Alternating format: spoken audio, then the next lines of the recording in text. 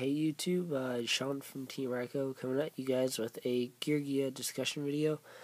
This discussion video is going to be about why I play certain cards in my particular Geargia deck and why I think other players should maybe bump up on a couple cards or maybe not play any cards at all. It's just my opinion of why I don't play them. Because I have a very particular way I like to play decks, especially like this. So let's just get right into the video. As you guys know, there's two types of Geargia decks. First one is the Carry version, and the second one is the the Machina one. Sorry, I just spaced for a second. Totally. Yes, and both decks have their strengths and weaknesses. The Carry version likes to spam, while this deck likes more control. I personally think the control build is a little better because you don't have to take the chance of drawing those awful tuners, which they aren't very awful, but you just really don't want to draw them. So why not make it so your hands are a little bit better? So when you're building a deck like Geargia's, the standard Machina version is three armor, 3 arsenal, 3 accelerator, 3 gear frame, 3 fortress, 1 cannon, and 2 veilers. And I've seen Gores, but it's mainly 2 hand traps, most likely Veiler or C. And now in my version, I don't play Veiler or C, and I play 2 cannons as opposed to 1. Now, the reason why I play 2 cannons in my particular build is because I like to see cannon.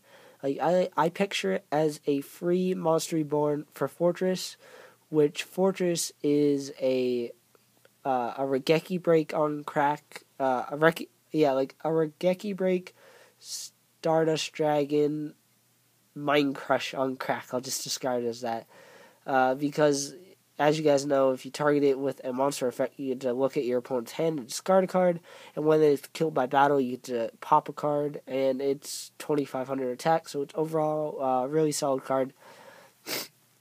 Now, as I was saying, I picture Cannon as a free revival, and I like because the probability of you getting 2 fortresses in your hand is pretty high.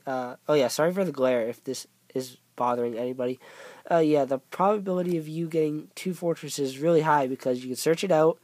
You search gear frame with X and gear frame searches fortress, or you could open up a fortress and then search another fortress. And basically that makes your cannons free monster reborns for your fortresses, which allow you to go into Big Eye or stuff like that. So I think cannon's really good in that aspect because even say you have a fortress and a cannon in your hand, you still have a way to get out fortress. So it's not like cannon is bad. I mean, you can actually summon cannon if you want to too, but I just think cannon is a really solid card. And now on to the support card aspect of Geargia's. Now a lot of people are playing either Veilers, Gores, or stuff like that, or some people are playing Pot of Duality and stuff. The only card, in my opinion, that I'd ever main deck in this deck, besides what I have in now, is Card-Card-D's, because, first of all, Card-Card-D is a machine, and Card-Card-D is +1. So basically, it's overall really good, because you can search it with Geargia X to draw 2, or you can discard it with Fortress and get a free Fortress, and then have your cannon live for later. It just serves multiple utilities in the deck. I would play 2 if I had 2. I currently don't have any, unfortunately. But yeah, that's the only card I'd really play other than what I'm playing right now. I wouldn't play the hand traps because even though hand traps are really good, especially with Geargia's running around and windups, I feel those cards are better suited to the side deck because I want to have the most consistent game 1 against any deck possible. If I played Veilers, I could play 5 hero matchups, and all those Veilers would be dead game 1, so they'd really suck. Or I could play 5 wind-up matches, and they'd be really good.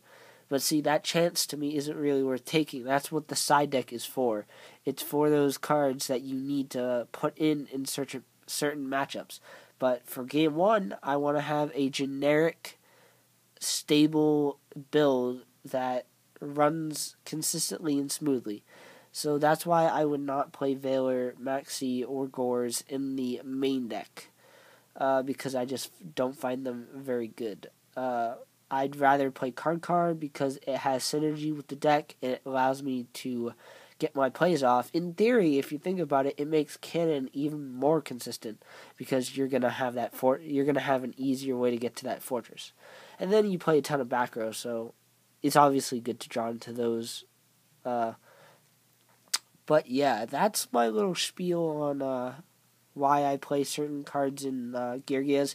Hope you guys liked the video. Give it a thumbs up, and I will talk to you guys later. See ya.